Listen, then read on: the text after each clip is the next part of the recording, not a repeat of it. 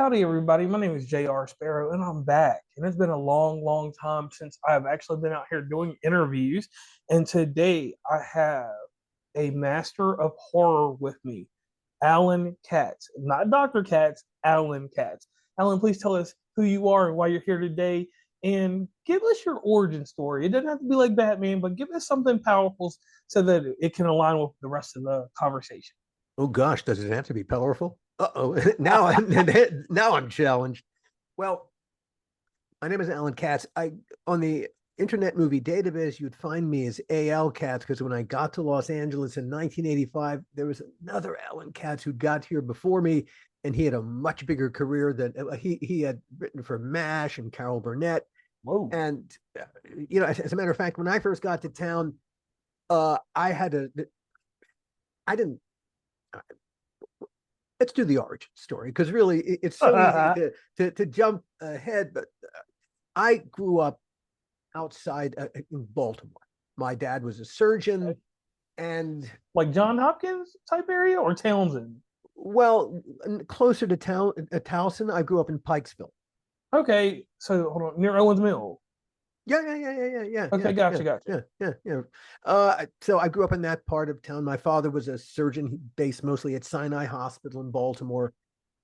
Our dinner table conversations would have horrified many of our guests because my dad had no problem talking about, well, I was opening this guy's, the abdomen. You should have seen his appendix was a mess. It erupted all over, pus everywhere. That was dinner table conversation, which horrified some people, but that's how I started. So to me, when I ultimately ended up at Tales from the Crypt, and I'll point this out, my dad had a credit. He was the medical consultant on Tales from the Crypt. I kid you not. From the time that I was 16, I would scrub in with my dad and do the photo work so that I'd take pictures of his operations so that when he went and did rounds, he would have photos to show to, as part of the process. So gore and all that stuff was nothing to me, just walking in the door. Now, I was never a horror guy. I was always comedy. I went to Vassar. I was a drama major there, and I thought I was going to be New York theater. Okay. I had a friend from school from back in Baltimore who would become an agent at William Morris. Her name was Carol Yumpkis. And in 1985, Carol said, you should consider writing a screenplay. I was writing plays and trying to make it theater in New York. And she said, you should try writing a screenplay. And so I wrote one. She said, and I sent it to her. She said, that's not bad. You should come out and meet and greet people. And so in June of 1985, I flew out for a week of meet and greet. Now, to me, a burgeoning New Yorker, LA was the stupidest place on the planet, the land of the avocado head. And yet, when I got there, well, hey, you're on the East Coast. June in New York, it's hot, it's humid. In New York, it smells a lot like urine all over the place. In Los Angeles, it's the desert. There's no humidity. The weather's fantastic, and the people were wonderful. I highly recommend. Well, let me describe it this way: having people blow copious amounts of smoke up your butt is a very pleasant experience. And one night, my agent took me to a movie premiere, St. Elmo's Fire, and that was heady stuff. And because they were representing the project, this was a backstage view of everything, and so meeting and greeting everybody there, it was very, very heady. The next morning, someone told me at the party after the premiere, they said, you should check out Topanga Canyon. It's really pretty. And this was 40 years ago. Topanga Canyon is part of within the Los Angeles city limits. Back then, it was a bit more rustic and remote. And as I was driving from the freeway, the 101 through the Santa Monica Mountains to where they plunge into the ocean at the Pacific Coast Highway at the Pacific, by the time I got to the water, New York, I was done. I was completely sold on moving to Los Angeles, which I did the next month. And LA was a revelation. I loved LA. Among the first people I met that first week in Los Angeles was a guy named Gil Adler. And in time, Gil became my best friend and my creative partner. And Gil was a terrific producer. He had come out of theater in New York, also comedy, not horror, but he had trained as an accountant. And so he understood that if you have $1 to make your movie or TV show, do not spend $1. You haven't got it. But if you can make your movie or TV show for 99 cents or 98 cents, make it still look like that dollar, well, that's even better. Or if you could put for 97 cents, make it look like $1 or $2, now you're talking. So his answer to the creative process is all a problem solving process. And so to him, the answer was never throw money at it, it was throw more creativity at it, which is exactly how I approach the creative process. So we were very, it was a great partnership. And HBO was very fond of Gil. He had produced a show for them called The Hitchhiker. And Okay. they had a high profile show called it was called Vietnam War Stories, and it was deep in the it was over schedule, over budget, shooting in Savannah, Georgia, and they sent Gil to take over the show and fix it. And he not only did he write the ship, it won a bunch of awards. And so about a year later, they had another show that was in terrible straits and needed someone to step in and take over and fix it and see it out. And that was Tales from the Crypt. Ooh. Now, when Tales from the Crypt started in the early 90s, the movie business and the TV business were miles and miles apart. The occasional TV person, a Tom Hanks or a Robin Williams, would go from TV to the movies. But if you were going from the movies into TV, that meant your career was dying. So vastly separate worlds, not like today where people go back and forth quite freely. HBO had been dabbling, they were mostly movies still at that point. They'd been dabbling in original content. They had a couple of TV shows, First and 10, a thing called Dream On, but these are basically just single camera shows with nudity and profanity. But if you took those elements out, they were basically just single camera shows that could work on any network. Suddenly, these 4 mega Hollywood producers, Joel Silver, Richard Donner, Walter Hill, Bob Zemeckis, approached HBO, a childhood thing that they loved from their childhood, a comic book, Tales from the Crypt, the entire DC horror, all those comic books. They wanted to bring those and make a TV show out of them. And HBO said, yes, do it. And that's what they did. Normally, to take any TV show goes through a development process, but especially when you're transferring something from one medium to another medium, how do you make the TV show feel like a comic book, a very specific comic book? Like working on that adaptation. Yeah. Yes.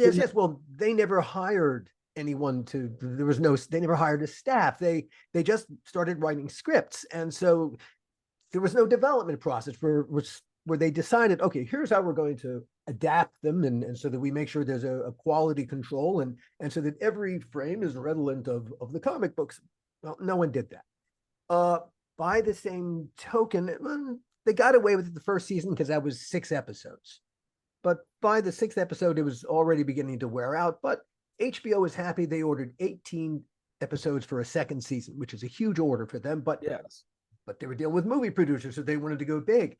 At some point over the course of those 18 episodes, the show lost its way. Well, because nobody was taking care of the franchise, saying, all right, here's how we make every episode redolent of the comic books. No one was doing that. They also didn't get a deficit partner. Now, when a TV show plays, wherever it plays, the first time the network playing it pays what's called a license fee. Well, whatever the first time license fee is, whatever they pay the second time, that's not going to pay for the whole cost of production. That's going to take a lot of different plays again and again and again. And so you got to find what's called a deficit partner.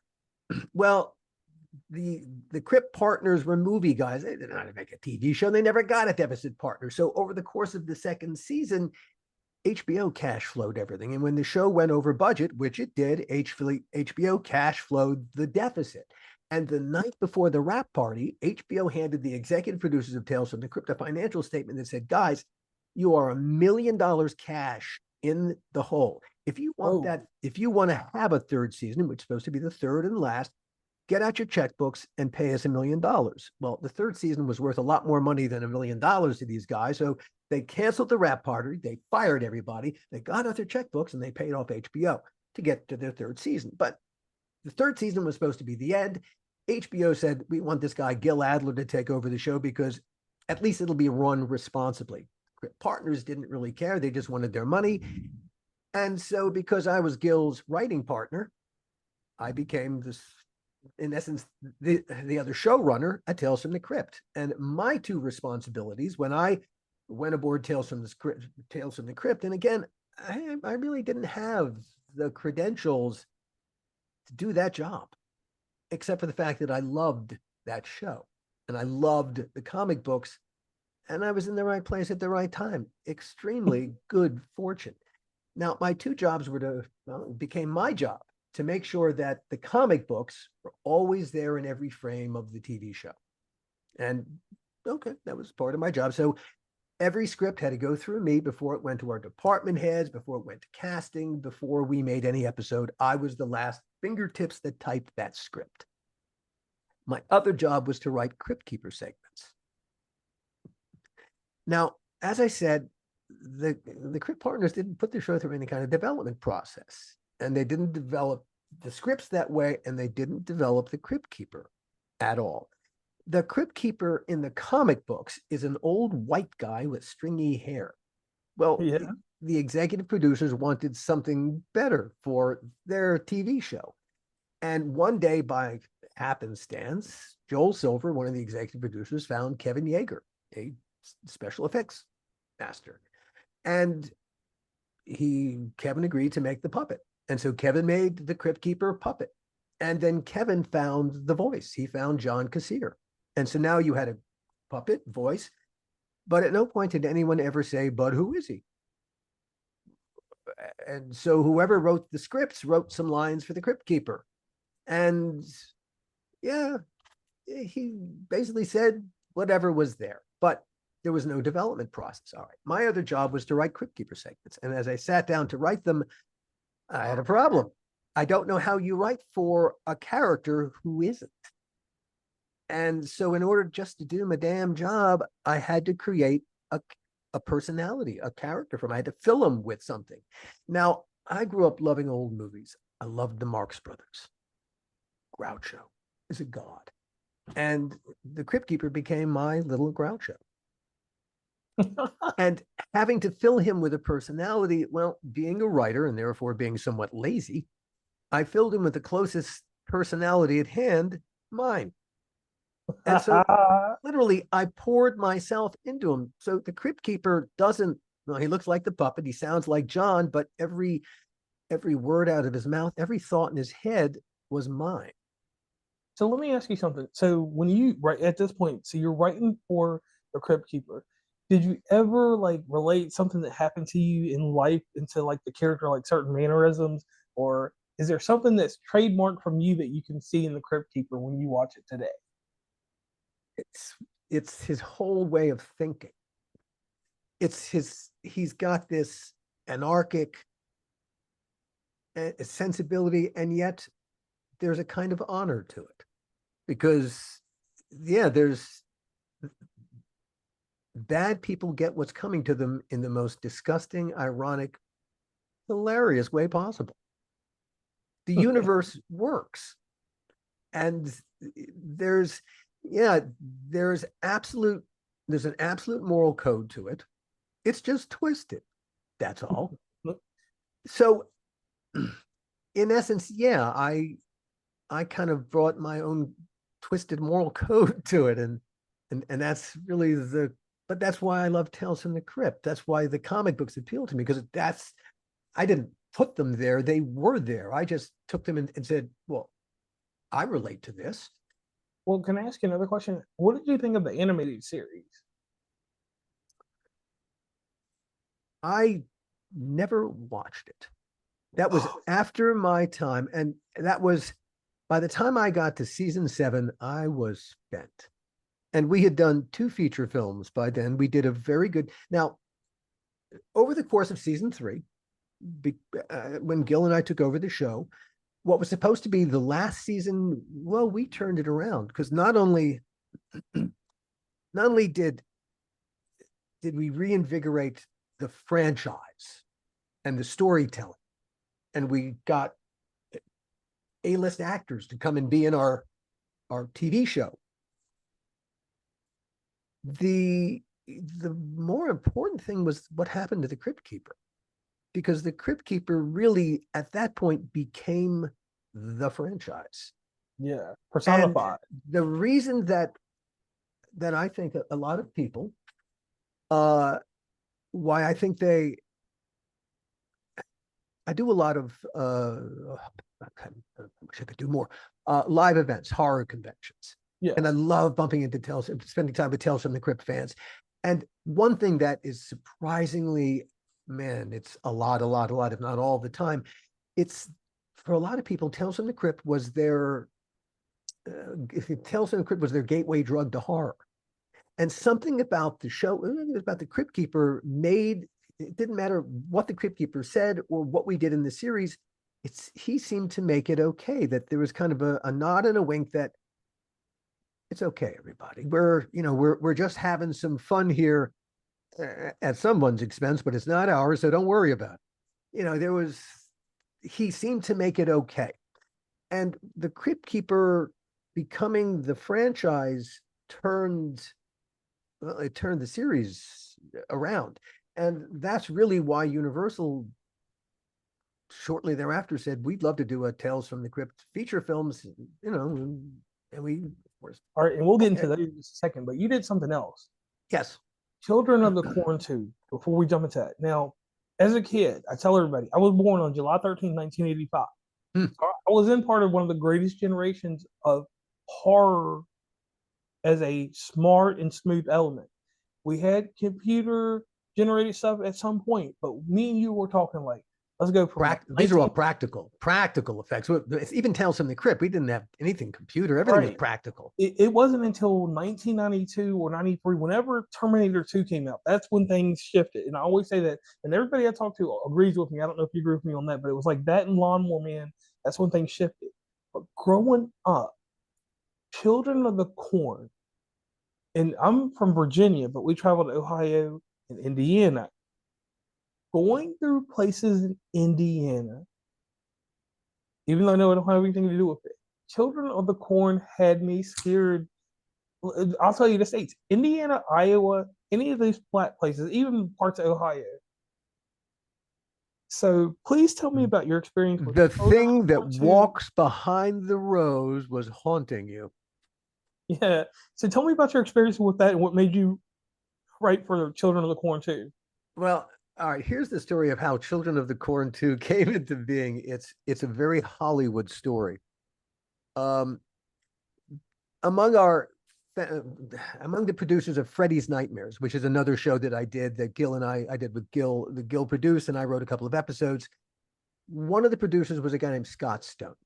Okay. And Scott Stone had a house at the top of Sunset Strip, an incredible house. And just down the hill from him was a guy named Larry, and I forget Larry's last name, but Larry was just the house just down the hill from him. And Larry wanted to put up a structure that would have partially obstructed Scott Stone's view, incredible jetliner view of the entirety of Los Angeles. Now, Scott knew that Larry had produced the first Children of the Corn movie, mm-hmm. and had the rights to a sequel. Ooh. And so Scott said, tell you what, you can put up your thing, but you have to put up the money for me to produce the sequel to Children of the Corn. And so Larry said, okay. And so because of a real estate deal, it was agreed to make a Children of the Corn 2 sequel. And so Scott Stone turned to Gil and I, and we sat down and we worked out a story. And that's how Children of the Corn 2 happened. It was because of a real estate deal. A real estate deal. And yeah, and so Gil and I were supposed to produce it, but the production of Children of the Corn 2 happened at exactly the same time that we started into production on our first season of Tales from the Crypt. So we were in Los Angeles and they shot Children of the Corn 2 in North Carolina. And we communicated a bit with the set. We were somewhat disappointed with some of David Price's choices. I don't think David did a great job. I don't think David, he was a young His director vision was and he was different. connected. Yeah, his vision was different. You're being very kind by saying that he had a vision. That's great. That's very nice of you. I His don't know vision, that he had a vision, but his. Because I'll I say this: growing up, there were more entries in the series, but the thing about two, and you may see it as bad, but it was one of those things growing up, and even later on in life, in late night cinema, it is a cult classic. oh, it's adequately made, but there was potential for something so much better. Yeah, I've always been very fond of the fatal nosebleed in church scene. Yes. That see now that to me is hilarious. That is just stunningly funny, stunningly funny. It's Now, I guess we were trying to rip off. We were trying to rip off the scene in, oh gosh, what's that? The Witches of Eastwick. okay. Oh, There's whoa. a Okay, scene got in you, the got you. Witches of Yeah. Eastwick that I think we were on the down low. We were ripping it off, but okay. It wasn't peach pit. It wasn't cherry pits coming out of the character's mouth. It was a fatal nose. So, but we were going for the same thing. Okay. Corn 2, yeah, it happened. All right, now let's talk about these feature films with Tales from the Crypt. Now, me growing up, I know because I'm a man, and I'm gonna say this, but I'm gonna get canceled. Bordello of Blood was my movie. You are a Bordello of Blood fan. Yes, Oh, I will tell you horror stories about the making of Bordello of Blood. but out of the two films, what is your favorite? Of the two films, Yes. let me present to you the story. Okay. All right, making Demon Knight was all right. Universal Pictures wanted three different movies because we're an anthology. Okay, so the Crypt partners decided among the scripts that we were trying to figure out for 5 seconds, we thought we were going to do From Dusk Till Dawn. That was a possibility. That would have been the first Crypt, but then we couldn't bring that in. And a terrific script called Demon Knight was available, and we got a great director in Ernest Dickerson. We got a great cast. Billy Zane's an amazing villain. Jada Pinkett Smith, Jada Pinkett, Bill Sadler. Got the whole cast of that movie is great, and it has turned out well. Now the mandate from Universal was three different movies, and Gil and I, like I said, we didn't come out of horror, and we really did not want the town to pigeonhole us as just horror guys. And we saw the second Tales from the Crypt feature as a way to demonstrate to the town that we were multifaceted storytellers. Gil was going to direct the second Tales from the Crypt feature film. We had been developing a script. It was originally called Fat Tuesday, but we developed it into a thing called Dead Easy. And this was a complete change of pace. This was a taut psychological thriller about a recovered memory. It took place in the swamps outside New Orleans, had a fantastic villain, this Harlequin character, amazing villain. We spent 18 months developing it. Universal Pictures gave us the go ahead. We spent months in and around New Orleans prepping the movie. Literally 3 weeks before the start of principal photography, we were in New Orleans prepping when Universal said, "Stop, don't spend another dollar, come home. You're not going to make Dead Easy. You're going to make something else." We got back to Los Angeles and they stuck another script under our noses and they said, "You're going to make this instead. It's called Bordello of Blood. Oh, your release date hasn't changed. You still start in 3 weeks. Get going." Now, where did Bordello of Blood even come from? What the hell is this? And why are we having to make this instead of the movie we've been prepping? At about this same time, a new studio called DreamWorks had come into. Whoa. Okay. Like DreamWorks was Steven Spielberg leaving his deal at Universal, not the lot, but he left his deal at Universal to start a new studio. And he began making talent deals as a new studio would have to. Universal was desperately afraid of losing another huge piece of talent, one of our executive producers, Bob Zemeckis. And so Universal went to Bob. They said, Bob, we love you. What can we do to make you stay? I don't know what the rest of the deal is. I know one deal point. He stayed, so obviously it was good enough. He stayed. The one deal point was that Universal Pictures agreed to buy the first student script that Bob Zemeckis and Bob Gale, the future Back to the Future guys, ever wrote when they were just students, film school students at USC for $500,000. Well, that's it. It was just a way to put money in Bob Z's pocket as part of this larger deal. It wasn't about making any movie. But Universal, having now made a deal to pay for a $500,000 for a student script, suddenly thought, well, we're going to eat this $500,000? Wait a minute.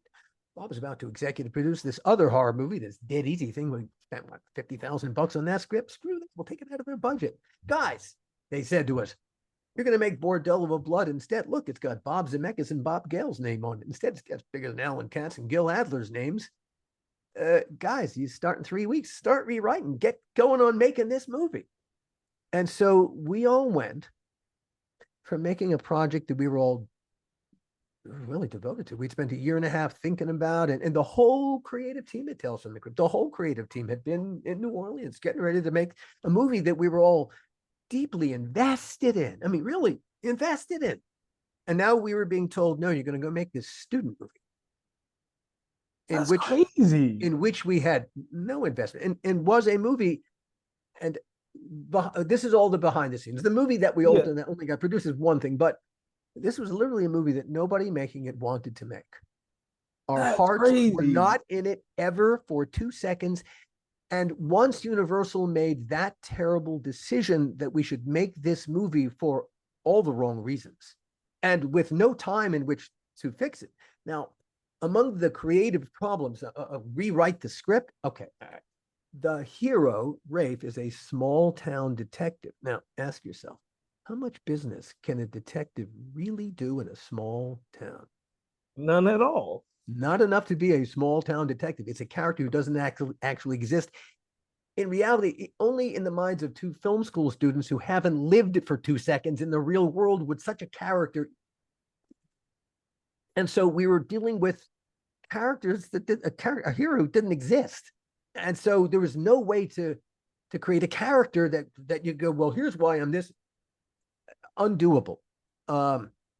So the first challenge was a script that it was a student script, and there was no way to make it anything other than a student script.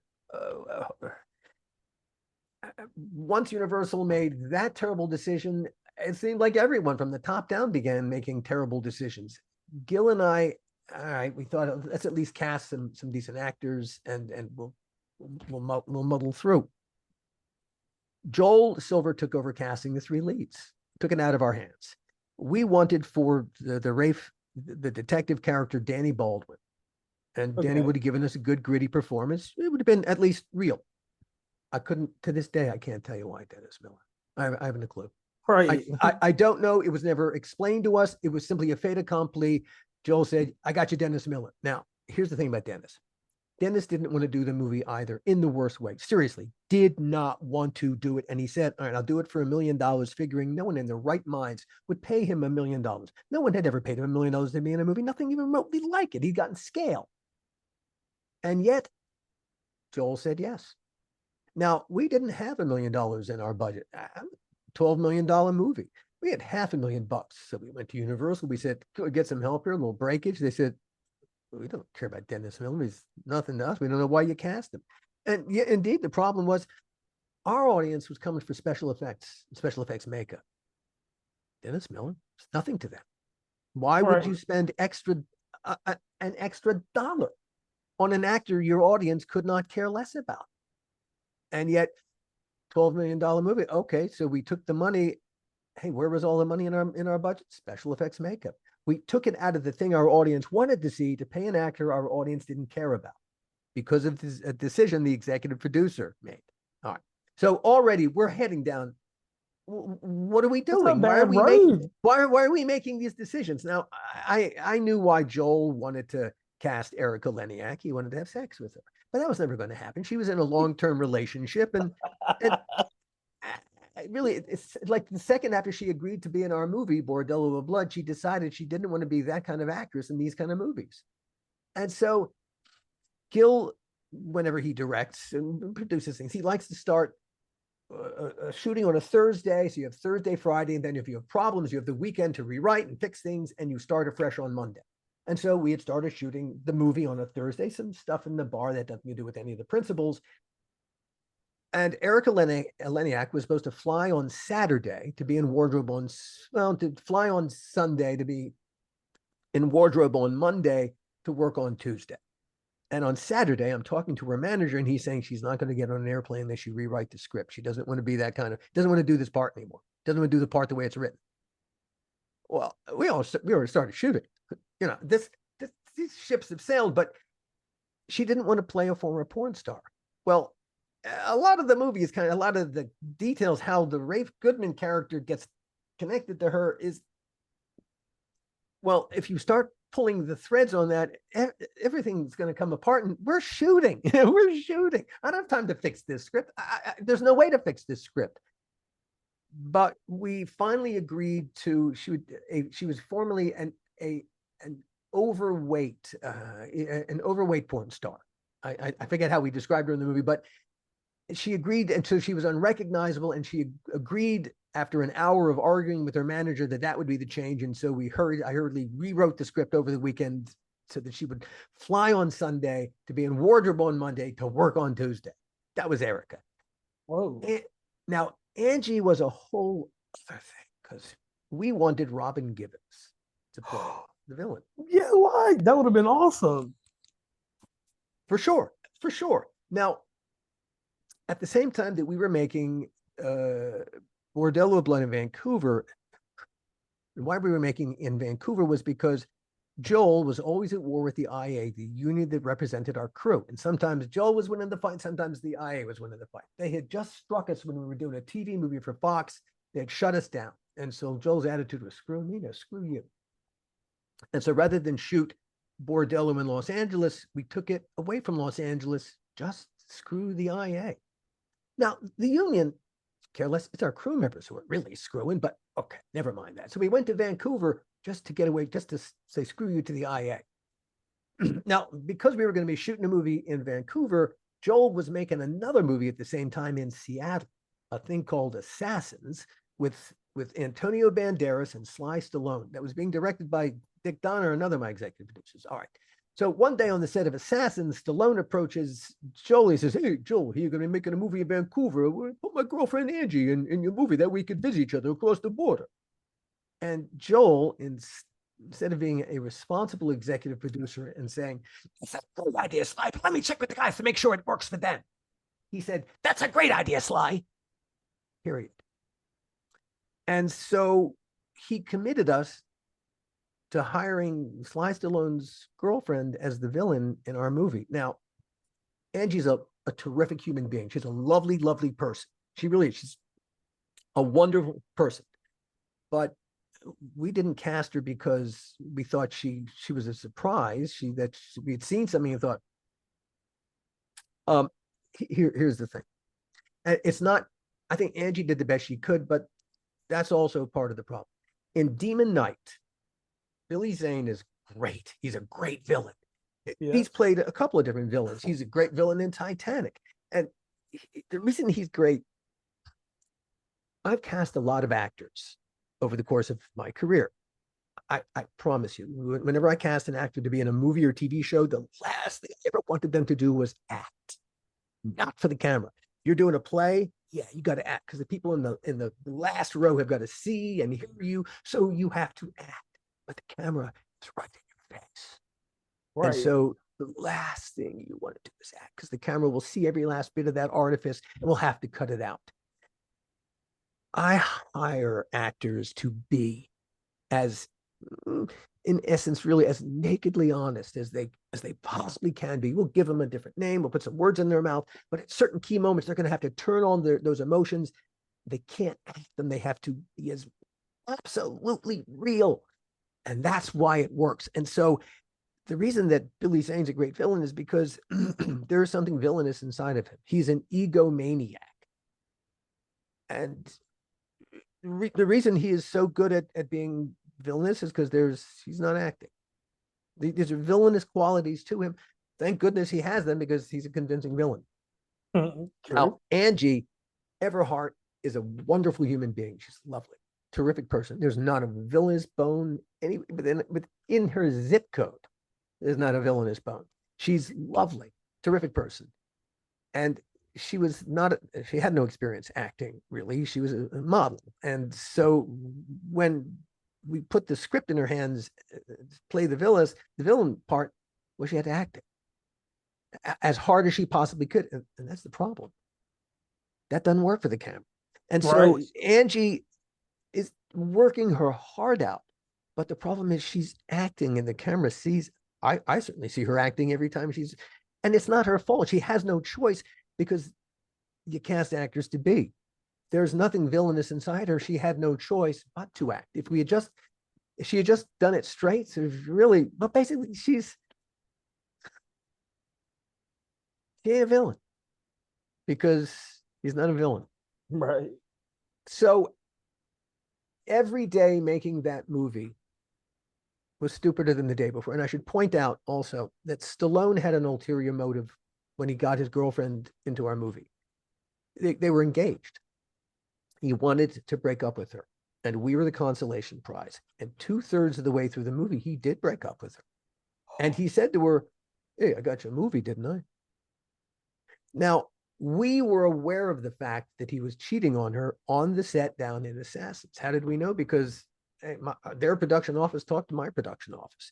And after she would visit him the first 2 weekends that this happened, and she would come back with Stallone having rewritten her dialogue and directed her. But then the next weekend came and we got a call from their set that said, "Can you hold on to Angie and not let her visit this weekend? Hold on to her and have her do what? Have her do her homework? What are we? No, we're not her babysitter." There's a very famous story about Stallone, and he's never denied the story. The question has only ever been on what set did it take place. Now, I can tell you, I didn't hear the story until I was doing Bordello of Blood, and I heard it from my production staff, who heard it from the production staff on Assassins. And Stallone, this gets a little blue. So if you have to cut it, you'll cut it, but this gets blue. But it absolutely happened. Okay. Stallone finishes the scene, goes back to his trailer, unaware of the fact that his wireless lavalier mic is still broadcasting to the sound card. There's a young woman waiting for him in his trailer. She proceeds to fillet him, and apparently he's very particular about the way he likes his blowjobs. And so people are now gathering around the sound card as they're listening to Stallone go, "Yeah, that's right, cup the shaft. Yeah, stroke the shaft, cup the balls. Yeah, cup the balls, stroke the shaft." The next day, Stallone shows up on the set. The whole crew are wearing T-shirts that say, "Stroke the shaft, cup the balls."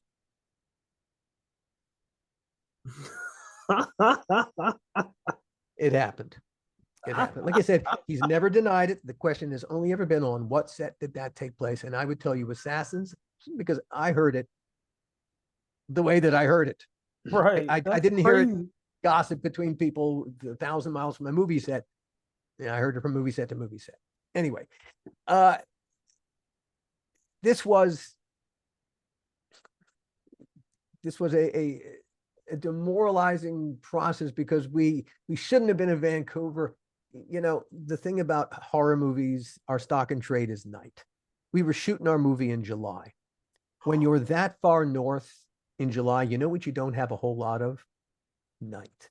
Right. And in Vancouver, it didn't get shootable dark until about midnight. And the first traces of light were evident in the night sky by 2:30. So by 3:30, you were done. Really, you had to squeeze a whole 4-hour production night into 4 hours. And Of course, our climax took place in a glass church. Glass church. Remember? Yeah. We had oh, that was a fiasco trying to squeeze that into one night.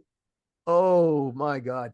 There the making of Bordello of Blood was personally was my own personal Waterloo. Um, by the time the movie got released, and we didn't make our well, they held us. They did not release us when we were supposed to be released at the next Halloween. They held us for the following August. And by the time they released the movie, Gil and I were no longer friends. We had done the last season of Crypt in London, and by the time we got back from London, oh, I got fired. Gil and I broke up, and I didn't talk to Gil Adler for 25 years. Whoa. And the making of Bordello of Blood changed the direction of my life. Yeah, I did Outer Limits after that, but really I started down a 2-decade long deepening depression and a writer's block I didn't even know I was in. All right. This is what got me into podcasting. Ultimately, we'll come to that. But when you ask the question, which of those two movies is my favorite, Demon Knight of Bordello of Blood, it's more complicated than that. Right. Yeah. Like after you The- telling me the story, right? I'm like, wow. And then I was about to ask you about Outer Limits because I was like, Outer Limits, it wasn't that- necessarily competition, but it was syndication's answer to not having. I needed the Outer Limits creatively. I needed it emotionally. It was, I needed that. That was really the last bit of light before I headed into the darkness. Um, but when we made the Outer Limits in Vancouver, and that was my first time back in Vancouver after Bordello of Blood. And the Bordello of Blood left town with a terrible reputation, really. And when I came back to Vancouver, it still was a movie that people talked about. And when people on the crew on Outer Limits knew that I had been the producer of Bordello, that was worth some conversations. That was, yeah, it was notorious for how badly our Canadian crew hated the American producers on that show. And I was partially responsible for that because I didn't want to be there. I didn't want to be doing that movie, but you know what? I took the money to be the producer of the movie, and I should have done better than I did, even just to make the workflow better. So I told the story of the making of Bordello of Blood across those 2 decades of darkening depression. Like I said, it was my Waterloo. Uh, 3 days before Christmas 2016, the depression got to its lowest point. I came within literal inches of killing myself. Oh man. But in the immediate aftermath, I knew I'd been having a problem, and I'd been afraid of medication. I told you my dad was a doctor. I grew up in the medical culture, and I knew I needed medication, but I was desperately afraid of the lab experiment that this can be, because no one really knows how these things work exactly. And I knew that if I went to my GP, the last pharmaceutical rep who walked through the office said he got any depressed patients, give him this, see if that helps him. And so I did my own research, and after this thing happened, I drove right to my GP. I said, here's what just happened, and here's the medication that I've researched. I'd like you to prescribe this for me. And he got out his smartphone and said, yeah, that makes sense. Okay. He prescribed it. I picked it up, went home, told my family what I was going to do, and I took the first dose. And I got lucky. Oh, did I get lucky? Within 36 hours, I leveled. I felt the lamotrigine. It put the darkness inside a box. It didn't make the darkness go away, but the darkness could no longer get at me. And I was finally able to deal with the secret that was really haunting me, the thing that had undermined me for the entirety of my life. I've been keeping a secret for myself for 45 years. That when I was 14, I was sexually molested twice by the religious director at the synagogue where my family belonged outside of Baltimore. And this was the thing that had undermined my confidence, my relationships, everything. And the weekend that I confronted this secret, and I was incredibly hard, but it's so true what they say. The truth will set you free. And it did. And suddenly, if you can't tell, excuse me, if you can't tell your own story to yourself, and you can't tell your own story, can you really tell anyone else's story? Well, I think not. And being able to tell my own story to myself made it possible for me to really, and by telling my own story, I mean with balls to the wall honesty, everything, the absolute truth. It suddenly telling other people's stories became, wow, suddenly I could do it in a way that I could never do it before. And I went from being, I think, a really good writer into being a storyteller. And Okay. that's the butterfly that I became. Now, during the pandemic, a Tales from the Crypt fan group had put together a podcast. There were 3 dads from different parts of the country, and they called their podcast Dads from the Crypt. And they review episodes of Tales from the Crypt and give parenting advice. And one of the dads called me, Jason Stein called me and said, hey, we're going to be reviewing one of the episodes you wrote. You want to sit in? And I said, yeah. And I sat in. We had a great time. A couple of weeks later, Jason called back. He said, hey, we're going to be reviewing Bordello of Blood. You want to sit in again? And I said, Jason, story of the making of Bordello of Blood is not a half-hour conversation with you. It's a podcast unto itself. And that was the springboard for the first season of my first podcast, the How Not to Make a Movie podcast. The catalyst, yeah. And in the first season, the first 10 episodes, the first 5 especially, I told the story of the making of Bordello of Blood in the balls to the wall honesty. But I knew in order to tell the story, with balls to the wall honesty, I'm going to have to get back in touch with Gil. And we had not talked in 25 years. And I got in touch with him. I said, here's what I want to do. I want to tell this story. And he said, are you sure? That's a painful story. I said, yeah, I want to tell it. Now, we had never, ever talked about what happened to us in our relationship and our friendship. And there was some very raw stuff that happened. I said, look, I want to revisit all of this. I don't want to talk about it ahead of time. I want to do it all live on mic. He said, okay. And so that was the deal. We tell the story, but total honesty. And we got to the point of talking about our relationship. And yeah, that got very, very honest and very real and very emotional. And that rekindled our relationship and our friendship and our creative partnership. We have a couple things we're working on.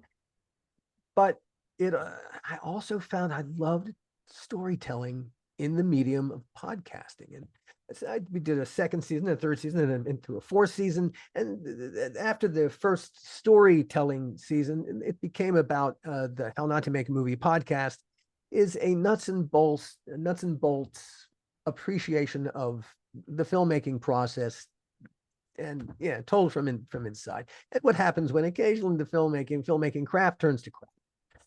But a friend approached me from school, and he had a story, something that happened to him that he wanted to do as a movie or TV show.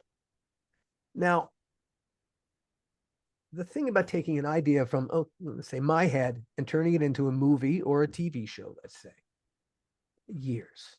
it's years from here's an idea years to write the script and to get the script right. Years, if you're lucky, you'll get the script right. All right, let's say you get the script right. You think, okay, it's ready for marketplace. Well, if I'm going to turn it into a TV series, it's got to write the Bible too. It's literally called the Bible. It's all right. You wrote the first episode. What happens episode 2 and 3 and 4 and 5 and the rest of the first season? What happens in seasons 2, 3, 4, 5? How far does this thing go? Is there a larger story arc that you're trying to tell? And who are all these characters? That's 50 or 60 pages. That doesn't get written overnight. That's 5 to 6 months. That can be a year or so getting that right. Okay, let's say you've got these components done. Now you've got to take it to the executives at all the different production houses or with the Netflixes. Well, these, in order to get them to read, you have to create what's called a pitch deck. And that's a comic book version.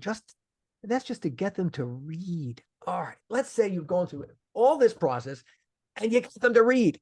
That's just at the top of the meat grinder. Then it's got to go through the whole production process, through the network and all those things, and the storytelling process. Who knows what kind of sausage you're going to get at the very end. And all through through this process, there are thousands of assholes standing in your way. And at any one point, any of those assholes can kill the project dead just because they're an asshole. Now, here's the thing. Taking an idea from my head, turning it into a podcast, there's only one asshole standing in my way. It's me. Right.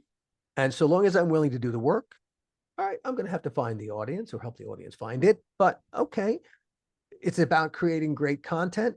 I will accept that challenge and I will create the great content. And I would rather tell the story this way. And look, here's the other thing. When you go and you try to sell an idea to a Netflix or an HBO, the first thing that you have to figure out how to do is to convey from your head to their head the IP, the intellectual property. And yes, so it's how do you convey the IP? Well, if I do a story as a podcast, I've put the IP on the table. It's right there in the podcast. And if the podcast is successful and we get an audience, we get some advertisers, well, everybody knows what the IP is. In the old days, I would have had to go in and sell this to those people cap in hand. Oh, please try to grasp what my IP is. Now, everyone knows what the IP is. And if it's good enough, as it's beginning to happen more and more, they come. These are risk-averse people in the executive suites. And to ask them to gamble on the development of a process, it's much easier for them to say, well, here's a piece of pre-existing material, it was a great story, it had a huge audience and lots of advertising dollars, so of course, let's turn that into a movie or TV series. It's much easier. Well, yeah. And so rather than have to go sell to them, they're going to come to us and buy these ideas. That's part of what I have in my head, to flip the power from the money to the creatives. Now, when my friend told me what had happened to him, I said, no, you cannot do this as a movie or TV show. They'd destroy it. You have to do this as a podcast. And this became my first story podcast, The Donor, Yes. a DNA horror story. My friend Hal, let's call him, worked his way through medical school in the mid-1980s as an anonymous sperm donor. Jump forward 27 years. He's now a successful radiologist, and he joined 23andMe, curious about his health genes. Never occurred to him the ramifications of adding his DNA to a growing DNA database. That's what 23andMe and Ancestry are. He lost his donor anonymity. Suddenly, 7 total strangers found daddy, except 6 of them had no idea their actual biological father was Hal, a sperm donor. These were 25, 26, 27-year-old people who grew up thinking they knew who dad was. And they joined 23andMe and discover, no, you're biological, that there's a guy to whom you have contributed 50% of your DNA. And it ain't the guy you call dad. And six of these people discovered quite accidentally and not on purpose that their father wasn't who they thought their father was. This guy, Hal, was their biological father. The 7th, one of the daughters brought a thing called genetic sexual attraction to the table. And that's the thing that the adoption community has known about for a while, that people who are genetically related but who are not raised together, when they meet as adults, there can be strange relationships because of the intensity of the feelings between them. They're bumping into someone who they feel like they've known their whole lives. This person laughs at the same things they laugh at. They complete each other's sentences, and there's an emotional bond and a feeling that they've never had with anyone else. And if there's the least hint of sexual spark, as can happen, the woman who coined the term genetic sexual attraction is named Barbara Gagne. She gave a son for adoption at 16, and she met him 25 years later when he was an adult, and she fell head over heels in love with him, and he fell in love with her. And she was ready to have sex. He was not ready for that. But she described the relationship as the most intense thing she'd ever felt. And that's where genetic sexual attraction came from. Well, when one of the daughters introduced this idea into this, what Hal was trying to do, he had been married for 20 years to a woman who had a son from a previous marriage, who he raised as his own son. He had never raised a biological child of his own. And so suddenly having 7 biological children. Now, he wasn't going to be their father, but he was open to being fatherly towards them. He had money and he was willing to cut them in on the inheritance because they were blood. And so he was open to having as much of a relationship as they wanted to have. But when this daughter brought genetic sexual attraction, it was a hand grenade thrown into the tent. It blew everything up. I had never heard a story like Hal's. And when he told it to me, I said, we're going to do it as a podcast. And it's 7 episodes. And you have never heard a story like the donor, a DNA horror story before. I promise you. It is bonkers. It is bonkers. While I was telling that story, and as I was working on Hal's story and telling the story, I found I had become the thing I always wanted to be when I grew up, which is a podcaster. I love telling stories in this medium, the sound and music and just, the intimacy of the medium. People take our voices and our stories and listen mostly through headphones or earbuds or in their cars, but just giant sound pod, really. And they put our stories and our voices into the most intimate spaces between their ears, inside their heads. So true. And I treasure not only the intimacy of being in that space, but the responsibility of being in that space. And yeah, I telling Hal's story was more gratifying than any screenplay or teleplay I've ever written in my entire life. And what was even better was that we got to tell the story and no one stood in our way. And it got out to an audience, and the audience is responding. Now it's got a terrific audience. I highly recommend it's at the Donor Podcast. But in doing the research about the donor conceived community, among the people who graciously gave me background was a woman named Donna Hall, who learned at age 40 that she was donor conceived. That blew her world apart. But Donna's own story was mind-blowing. I said, Donna, you're a podcast ender yourself. She said, yeah, I know, I've been trying. And with Donna, a great story, but you can tell a great story the right way in order for the great story to be really a great story. Donna grew up in the 80s and early 90s in a lower tier crime family outside of Philadelphia. They weren't the Corleones from the Godfather movies, but they made national headlines just the same. Donna's mom, Phyllis, maybe the worst mom ever. She spent 6 months in prison for child endangerment. Donna's stepfather, John Hall, a true criminal mastermind. He was the Philadelphia Police Department's favorite snitch. He put more than 25 people behind bars based on bullshit confessions that he concocted to mitigate his own considerable legal jeopardy, including his stepson, Herb Hack, who spent 18 months in prison awaiting trial for a murder he did not commit.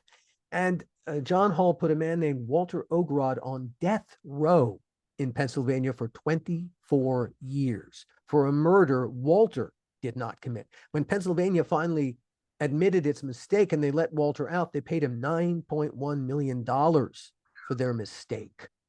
And this was all because of a John Hall bullshit confession. There's still a man named David Dixon serving a life sentence in Philadelphia, in Pennsylvania, based on a bullshit John Hall confession. Donna describes what it was like growing up in this family where every adult, every single day, one way or another, committed a crime one way or another. And she's a great storyteller, and she's not an ounce of self-pity, despite a story that is shocking. She's funny, and her story is a voyage towards safety. But most importantly, I think this is why her story really, why I really had to tell it. It's a story of empowerment, and that's the Hall Closet. The first season is 8 episodes. Again, I had never heard a story like it. It's true crime like you've never heard it before, told on a granular level from the inside by someone who witnessed an insane world. But that's the thing that podcasting allows us to do. is to tell these stories from deep, deep inside on a deeply granular level that you couldn't do in any other medium. In So true. podcasting, you can. And so I committed myself to podcasting full time. And I've got, in addition to, I've got, of course, like I said, The Donor and The Hall Closet and the How Not to Make a Movie podcast. I'm now releasing something completely different. It's called Sage Wellness Within. It's about Chinese medicine. Dr. Andrea Thorpe is an amazing, she is this 5,000-year-old practice, Chinese medicine. It's amazing how much it can do for our lives, how deeply Chinese medicine sees us in ways that Western medicine can't. And I say this as someone who grew up in a household where Western medicine was, that's what paid for the food on the table. But Andrea, Dr. Thorpe is an amazing storyteller and a fascinating subject. I've got a dozen more podcasts on the way. I've got over the course of the summer, I've got a couple of podcasts I'm doing with journalists that are coming out. I'm doing one with a photojournalist named David Swanson. David took one of the iconic 9/11 photos of the first responders down in the pit. He's been to wars, every war from Bosnia to Iraq to Afghanistan. The point of the podcast is, yes, sure, his pictures speak 1,000 words, but while the picture can tell you what it looked like standing there at that place, it cannot tell you what it felt like standing there. And that's what the podcast is about, because to stand there and take the picture, there's stuff that the picture itself can't tell you. And that's what he's filling in with. He's been asked on numerous occasions over the course of his career as he was working, are you the writer or just the photographer? And the podcast is called Just the Photographer with David Swanson. And that will be dropping in sometime in July. And like I said, I've got a dozen more podcasts in various stages of production. I love podcasting. And I want to thank you, Mr. Alan Katz, for coming on to West Virginia and Commonplace and telling your story. And the last point I want to give you is a little quick testimony I like to give to people. Go for it. Creativity. Being creative in the time frames that you did and still being creative in this time frame.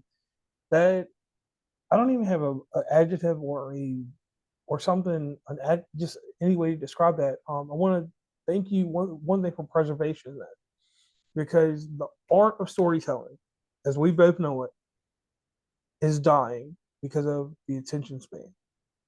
And with you converting to podcasting from movie television, and now everything seems like podcasting, people are trying to go to television. I still love the art of audio, listening to it like my father did when he was younger. Radio. It's radio. Yeah, radio. I appreciate you so much in everything that you've done, be it the movies, even though you didn't like Bordello Blood. I thank you for giving a piece of you to the world. You doing that and not knowing how many people you've touched. And as I did more research on you before we even did this interview, the stories and just your podcast, and just you in general as a whole of a person, like an architect of storytelling. That is what you are. So I need you to take that, bottle it up. You can't manufacture it. You can't give it away. You can give hints of it here and there. I need you to keep doing that for the rest of your life. That's a promise. You done deal, handshake. I will do that. It is my purpose in life. My company, Costard and Touchstone Productions, and you can visit us at https Costard and Touchstone, COSTARD, and Touchstone, TOUCH, Stone, STONE.com, to see everything that we're doing and link you to all of our different podcasts right there. Costard and Touchstone, I'll just point out, in my brief acting career, I performed in 2 Shakespearean plays. Okay. I played 2 Shakespearean characters, Costard in Love's Labour's Lost and Touchstone in As You Like It. Both characters are wise fools who speak truth to power.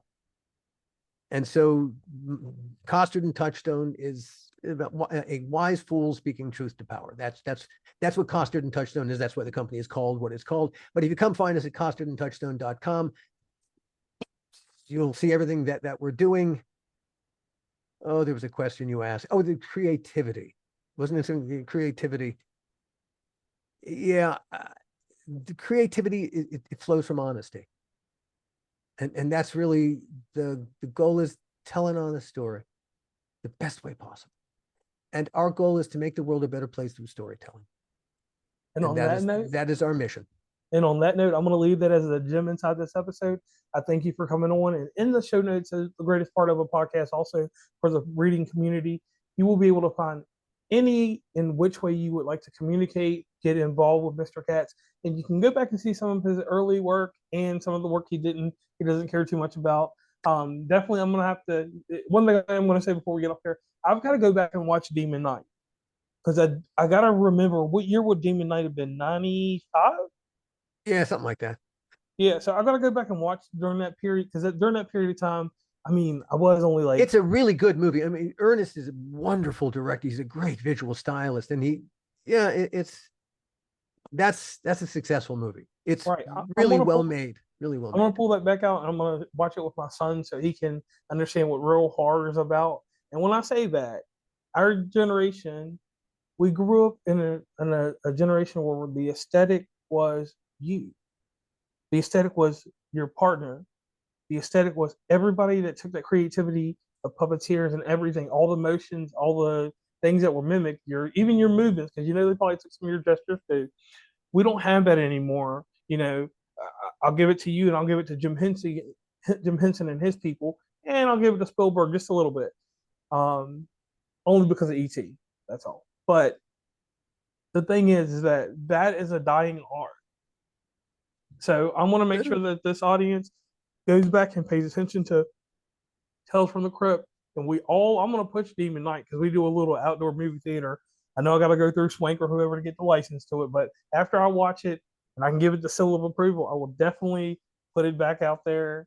And please let me know what you think about it. And if next time you look at Bordello of Blood, now that you've heard the story of its making, you'll never look at it the same way twice. I know I can't. Right. I would love to hear your thoughts now that we've had this conversation, and how does that inform your take on the movie? Does it change it? It might change nothing at all. I would be curious to know what. Well, I'll definitely do that. The before and after effects. All right. Well, so once again, thank you, Mr. Katz, for coming on, and we are signing off.